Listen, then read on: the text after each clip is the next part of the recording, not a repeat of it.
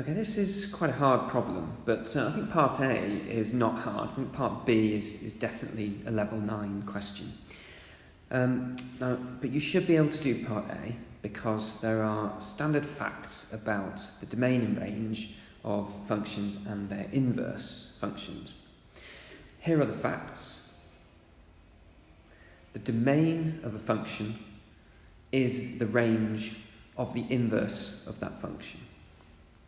And equally, the range of a function is the domain of its inverse function. Now obviously I've used f in those sentences to define my function, but equally it would work for g or h or any other thing. Basically, as I said when I read it out, I just said a function here, and I said its inverse here. So you can use f, you can use g or whatever. So this function, we're given g's domain is x is greater than or equal to -3. So the range of the inverse must be the same. The only thing we have to remember is that when you're dealing with domain, you use x, and when you're dealing with range, you use a y. So whilst I say the domain of f of x is the range of f inverse of x, actually you just need to swap an x to a y or a y to an x, because domain is always x and range is always y. So our answer here is simply that. Just the same as this, but with a y instead of the x. And I've just highlighted write down because that tells you that you shouldn't need to do any working for this. If it said find or calculate or do something like that, then you'd expect to have to do some working. But write down means that you've got all the information you need already. You just need to acknowledge it in some way. Okay, part B, hard.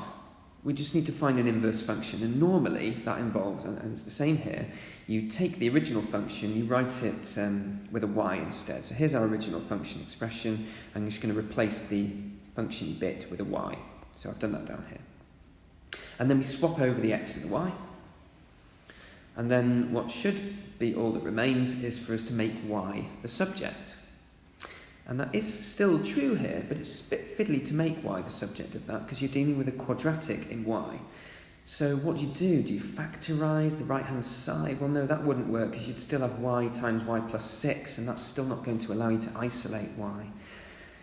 Well, what else can you do with quadratic expressions? You can complete the square, or you could use the quadratic formula.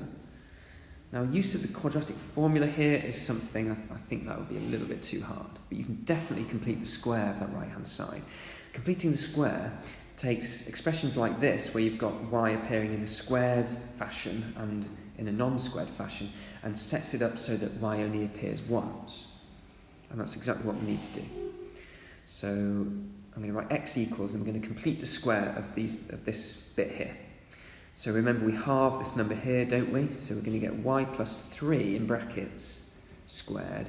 And then we take away the square of this value here. So take away the 9, which we don't want.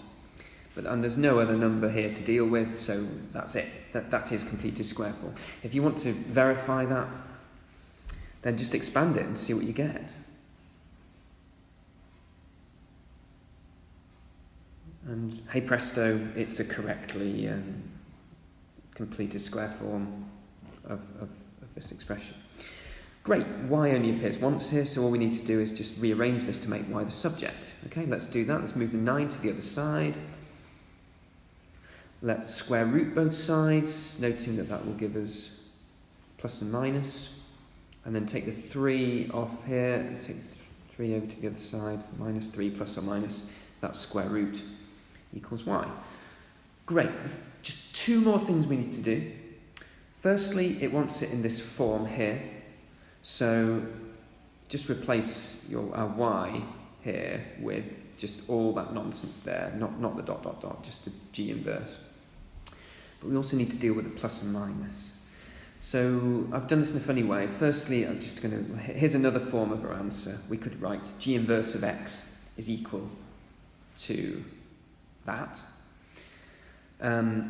But we have to get it in this funny definition language. So let's just replace our g inverse of x with that notation instead.